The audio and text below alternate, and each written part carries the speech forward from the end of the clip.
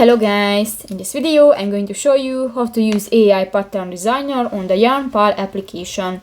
But first of all, I just want to mention, please don't forget to subscribe to our channel, because at 100,000 subscribers we are going to show you our YouTube revenue statistics and growth strategy, how to make money online. So let's jump into it. First of all, open the application on your device. So that's the home screen and you can find different buttons. New, just go to the lower bar and click to the second icon, the tools.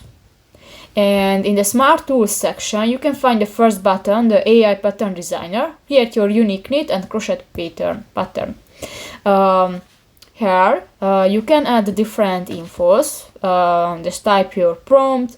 You can select the craft type, the crochet or the knit, the aspect type. You can set the color, the seasonal or the holiday options, and you can generate if you add these options. So that's pretty much it for this video, guys. See you in the next one. Bye bye.